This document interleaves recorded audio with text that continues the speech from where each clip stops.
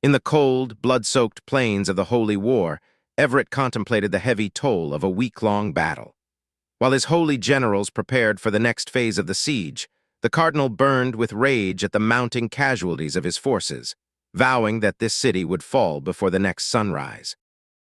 Joshua introduced the holy home's ingenious mobile wooden structures designed to protect the cavalry and infantry from the enemy's relentless barrage. These reinforced shells were built to endure, a desperate necessity in a world where long-range warfare remained a terrifying, unseen threat. Patience was not a virtue for a man of Everett's temperament. With losses mounting and the slow pace of conquest gnawing at his resolve, the Skull Crusher erupted in fury, shattering his command table and warning his subordinates that failure was not an option. The strategic objective was clear: the fertile and resource-rich lands of Armenia.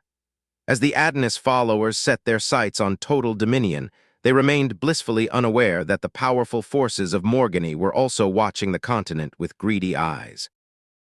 On the walls of the city, City Lord Rupert braced for the end. Having sent his family and guard through a secret, enchanted passage, he chose to remain behind to buy time, standing as a bulwark against the invading force that sought to enslave his people. Back in Baymard, the tranquility of Landon's afternoon was shattered by a sudden mission alert. The Adonis followers were moving on Armenia, and Landon was forced to confront yet another looming conflict that threatened the stability of the entire world.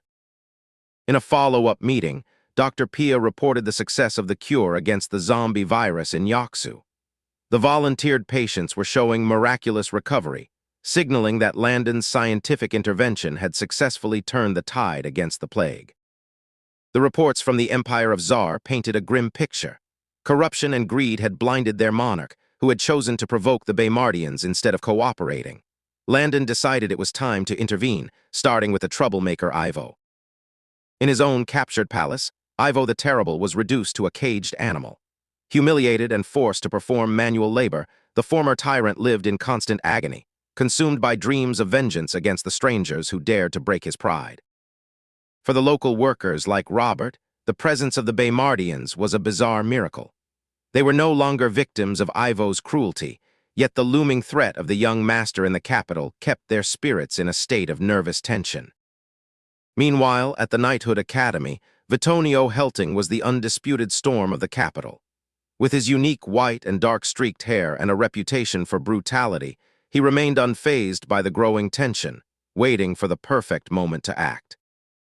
The arrival of a coded letter changed everything. Clant Town, his inheritance, was being surrounded by the mysterious strangers. Vittorio's cold, calculating nature immediately sought their weaknesses, preparing to protect his secrets at any cost. The Empire of Tsar was in disarray. The Baymardians, having grown impatient with the monarch's greed, unleashed a warning that shook the nobility to its core. Simultaneously destroying forest zones and noble estates, they forced the leadership to realize who truly held the power. Far away in the Morgany Empire, the pirate leader Zane finally returned to his estate. The air was thick with tension as his wives and followers scrambled to meet his exacting standards, terrified of incurring the wrath of the pirate lord. Zane, however, had his mind on higher things. The Holostone, a legendary source of power, was nearing the coast, and capturing it was his ultimate goal.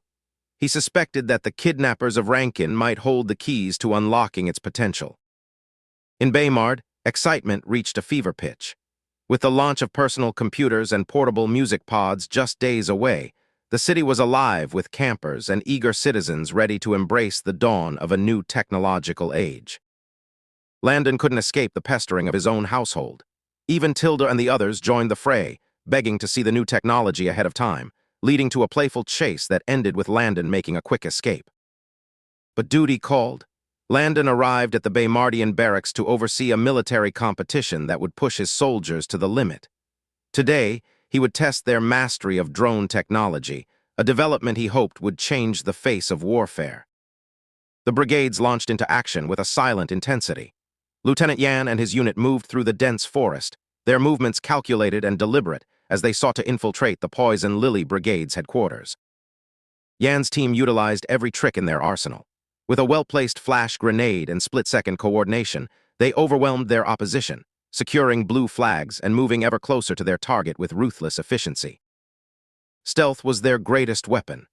By blending into the environment and meticulously tracking the patterns of the enemy drones, Yan's unit managed to navigate the lethal field, marking their progress with every captured flag. Back in the control center, the superiors watched with awe. Yan's unconventional disguise techniques and the seamless integration of drone data had impressed everyone, proving that Blue Moon was a force to be reckoned with. The room became a theater of petty rivalries. Brigadier Gina, incensed by the intrusion into her brigade's territory, threatened to settle the score outside, while the others enjoyed the intense display of competition. With the military competition concluded, Landon shifted his focus back to governance. He met with Tim to finalize the distribution of typewriters, ensuring that even the most remote Baymardian settlements would have access to the tools of progress. Thousands of miles away, the atmosphere was frozen. Xenia sat in the grip of the cold rain, her patience worn thin. The TOEP had vanished, leaving her to wonder if the meddling Baymardians had finally pushed her once perfect plans into ruin.